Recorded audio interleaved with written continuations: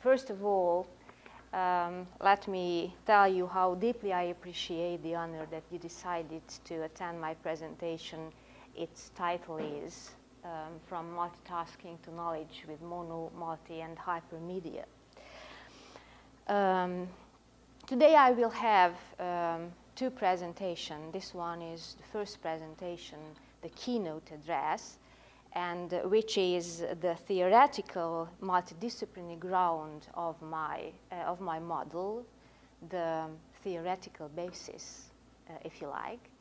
And in the breakout presentation, I will demonstrate my model, how it works in practice. So, thank you once more again for the invitation. And by the way, my English is not my native language, so please be patient with me and allow me to read my presentation. Okay, thank you very much. So, why this question is so important for me?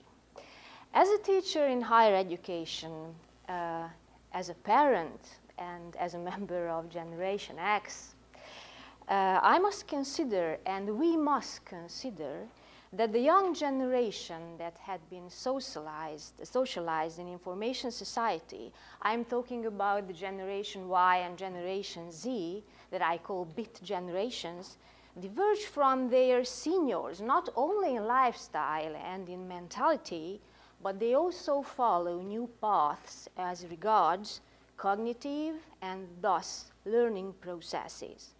International research indicates that the accelerating development of digital devices results in changing habits of information consumption in a matter of a few years. The above changes, perceptible in information society, set me thinking, which in turn led to me to devising a method based on what I call the Heidi model. Heidi is a term that I constructed from the first syllable of hyper and hypertension. So, the nature of this issue is indeed multidisciplinary because I have used achievements and results of several fields of sciences, namely reading research by Vanetsky and Catherine M. Hales, narratology by P. Rabinowitz, philosophy, Jean-François Lyotard and Jürgen Habermas, neuroscience and cognitive psychology by Susan Greenfield. So, let's see these theories just in a nutshell, of course. Richard L. Vanetsky's The History of Reading Research gives a systematic account of 6 strands of reading research. Research on reading processes, reading instruction, testing, literacy, legibility, readability, and reading disabilities. These can be regarded to be as many narratives of the history and reading research. The sociology, philosophy, psychology, pedagogy of learning, and their devised theoretical schools also offer their narratives of reading, inclusive of bibliotherapy, an interdisciplinary therapy of ancient conception, but so popular in its modern form today. My paper will not engage these fields, these schools, these methodologies, nor will it apply the hermeneutical approach, although interpretative reading is part and parcel of what we are going to discuss today. Rather, this presentation is based on a contention of mine, namely, that all of narratives produced by reading research on various strands in various fields by various methodologies do tie into an overarching narrative which, as a generality, is more than and is also different from the sum total of these and can be called the narrative of reading and the narrative of learning in the broadest sense of the narrative, of course, something that has been with us since reading appeared in human history for the first time. The narrative of reading is itself a story, a life story. In terms of the specific focus of the present study, the narrative of reading is conceived as the life and faith of reading in information society and the age of digital technology. take a comprehensive look at the long history of reading, we find that reading also has its grand narratives. According to Jean-François Lyotard, the well-known formulation, grand narratives serve as the means of legitimation of knowledge. Extremist ideologies, totalitarian dictatorships, world wars, and genocides led, however, to disillusionment and delegitimation in the postmodern age. Grand narrative has lost its credibility. If we regard reading as a source of human knowledge acquisition and the means of knowledge transmission that constitutes a meta-narrative of what reading is, what we read as an individual, as a culture, what we read, why we read, how we read, that there is to diagnose is that Gutenberg galaxy is or was a paradigmatic phase in the history of reading, to apply Thomas Kuhn's concept of stability versus revolution in scientific investigation loosely. Although the legitimation of reading itself as such in general is out of question, still we are witnessing a paradigm shift in the history of reading. A new era is beginning, or has begun, in the narrative of reading and learning, and there is a delegitimating component in the process, as we will see. The change taking place before our very eyes as a post-Gutenberg world that can be identified as the Neumann galaxy, who was a Hungarian scientist, intersects with the Gutenberg galaxy is a much more radical paradigm shift in the narrative of reading. With the e-word gaining ground, print-based reading is shifting to digital base in the digital world. Knowledge-based societies of our days unloose the flood of inherited and new knowledge torrentially upon the new generations with narrative of the musts and advantages of required potential acquisition. Cybermedia assist the process of developing new information storage devices, technologies of data processing, data transmission, and data locking at a speed never seen before. The continuously accelerating process and the radical changes that occurred in the narrative of reading delegitimate, as it were, everything that validated reading and learning in Gutenberg galaxy. Lyotard is a relevant guide in this context too. The status of knowledge is altered in computerized societies, he argues. The fast pace of technological transformation that are more and more difficult to follow have a considerable impact of the two principal functions of knowledge, research and the transmissions of acquired learning. The nature of knowledge also partakes of the process of transformation. It can fit into the new channels and become operational only if learning is translated into quantities of information. The question raised in the present paper connects closely with Lyotard's argument at this point. The basic unit of computer information is bit. Thus, postmodern knowledge is bit-based. And this is the circumstance that prompts me to refer to children of the computer age, generation Y and Z, as the bit generations. And the rising questions. What does the paradigm shift brought about the E-word do to these generations? If we regard the postmodern narrative of reading as the basis of our investigation, we can ask, what does this paradigm shift do to the reader, to the learner, to what she reads, or she or he reads, and the way she or he reads? What does it to the attention? Has already been established by Catherine Ann Hales. It produces the phenomenon she calls hyperattention. What this hyperattention is? Hyperattention is characterized by switching focus rapidly among different tasks, preferring multiple information streams, seeking a high level of stimulation and having a low tolerance for boredom. Yes, what is that hyperattention does to reading and learning?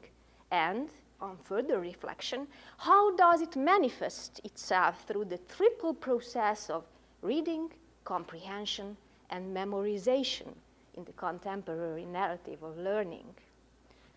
Our multimedia environment has been flooding us with information through multiple channels, but our organs of perception have not multiplied, nor did the receiving brain.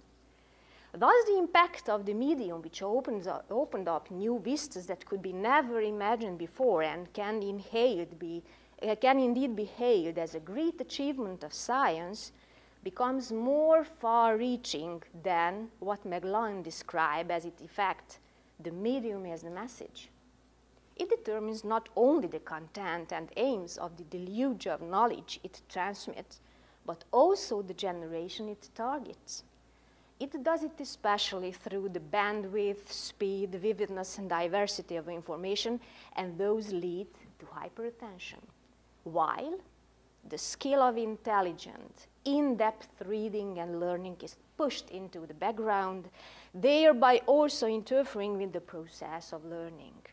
Reading ballets is particularly badly hit by this development, since deep attention is needed for literary narratives to fulfill their essential role in identity formation.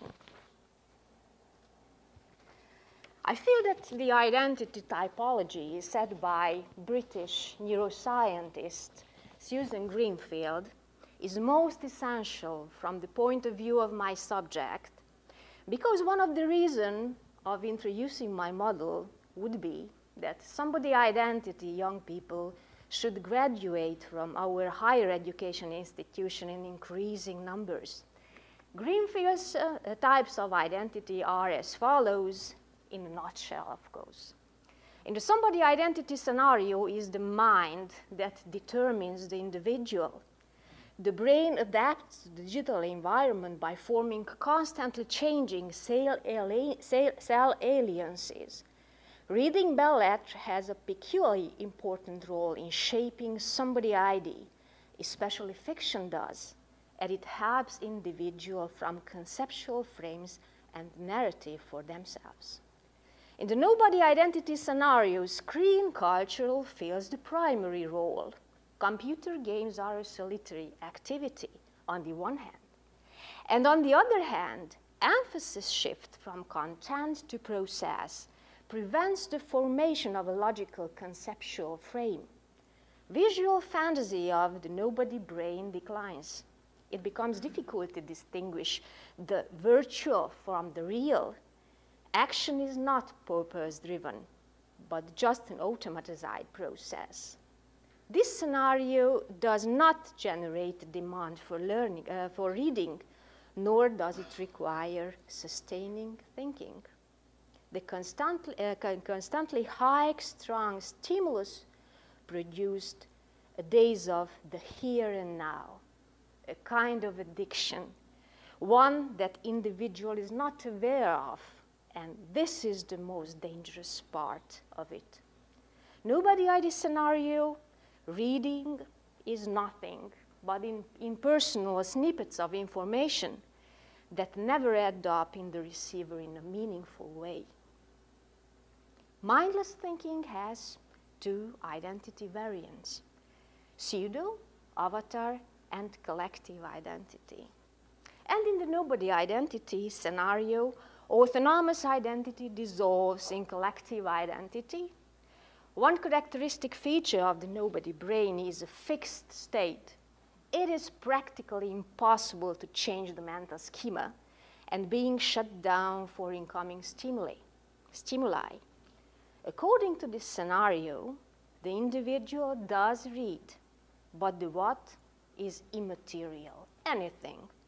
She or he does not become a reader as a matter of conviction, reads uncritically, not capable of synthesis or metaphysical thinking. She or he is an optimal consumer. Nor can we disregard the circumstance that, as Jürgen Habermas maintains, knowledge ceases to be end in itself, and it loses its use value. It becomes, in Lyotard's words, an informational commodity whose use value, let us add, is in fact multiplied for the big generation as it's no longer knowledge which is an end in itself. The road to knowledge leads through learning, and the learning process is grounded in reading, interpretation, and memorization. Members of Generation Y have already reached and left the higher education, but Generation Z is standing before the gates of colleges and universities. It is a worldwide phenomenon that willingness to read is diminishing among the young generations, and reading comprehension skills are on decline year after year. So, high developed reading skill is a vital issue for educational policy as well as cultural and social policy. Generations may come and go, but text interpretation is still one fundamental condition of effective learning in social and natural sciences alike. All things considered, the phenomenon of hyperattention is very much here, with its positive and negative aspects too, and perhaps here is to stay. The question is, why do we need to or want to do something without it? It certainly demands attention, especially in higher education contexts, when it comes to redesigning and implementing educational models and methods. It must be noted here that parallel with the development of foregrounding of hyperattention, performance-enhancing neurodrugs appeared in higher education. The drug is clearly suitable for the stimulation of deep attention. In other words, students use performance-enhancing drugs in an attempt to try to activate deep attention in learning processes that require serious concentration. Generation Z is already responsible to monostream information, and hyperattention certainly does not require to it. They were socialized in what I call informational multiple loaded environment. So this generation never had the opinion, the option to learn how to focus on one single issue. And the following questions pose themselves. Should we accept the definite presence of hyperattention in the new generation and take note of on the fact that if we do not make efforts to exploit the positive side of this development, this generation will be even more superficial? Secondly, it is a big question whether we can intervene in the process, let alone make an effort to press back hyperattention. After all, the flood of the informations keep rolling around more and more heavily, so that it is impossible to process it with deep attention. Or perhaps we had better work out something about the dynamics of the two, something about how one relates to the other. Thirdly, what is the influence that hyperattention exerts on the rules of reading in the four mutually interactive categories established by Peter Rabinowitz? My time constraint is prohibitive to enlarge on his four types of rules in detail. They are briefly as a reminder. 1, the rules of notice. 2, the rules of signification. 3, the rules of configuration. And 4, the rules of coherence. Fourthly, what is the binary Heidi model that I constructed? And how does its two-stage application work towards solving the problem? And finally, what can the results of the practical implementation of the model be from the point of view of the threefold process of reading, comprehension, and memorization? What is the degree of effectiveness of Heidi model how the model aided learning. The answers to the questions will be provided by empiric research. So, the theoretical model that I developed is an awareness of all the problematic outlined above, is an attempt to follow and consciously control the alternating shift of hyper and deep attention in a higher education classroom instruction situation. And here are the two stages of the Heidi model. The Heidi model has one stage for the instructor and one for the student. Its application requires an adequate level of media education and digital literacy on the part of the teacher and student alike. Similarly, media text creation is an organic part of the student stage. In the first module, the instructor stage, the first module has 3 parts. A university double class session is divided into 3 parts. The first is 30 minutes long, the second is another 30 minutes, and the third is 40 minutes. The first part could be devoted to the exposure of the subject. The subject would be introduced on multimedia surface. That is, the teacher presents the material in broad outlines, applying multiple loadedness of the highest intensity. Students do not take notes. They are just viewers and listeners, trying to grasp as much as possible and attribute significance. Heeding the Rabinovich rules, the class would start with his first 2 levels in mind, attention and signification, capitalizing on the advantages of the prevalence of hyperattention. This would be followed the next 30 minutes in accordance with Rabinovich rules of configuration by the teacher representing the whole material, but she or he is doing it by gradually decreasing multimedia support. For example, the video or other moving images are switched off. Then the sound is taken off. And finally, the text slides of the PowerPoint presentation are switched off during the teacher's presentation until only the teacher's voice remains. During this phase, the second presentation of the same material, but with multimedia removed step by step, the students take notes using traditional techniques of note-taking. It would compel them to switch to deep attention mode slow but steadily. Reading the phase of coherence formation, the closing 40-minute segment of class time, multiple loadedness completely disappears, and the information monostream, in this case the teacher's voice, would be foregrounded so as to aid the process of deep attention activization. During this third presentation of the same material, in-depth discussion of the topic gains priority. And this is the point when I can relate to Dr. Kalau's Aristotelian principles. And let's see the second stage of the model. This is the student stage.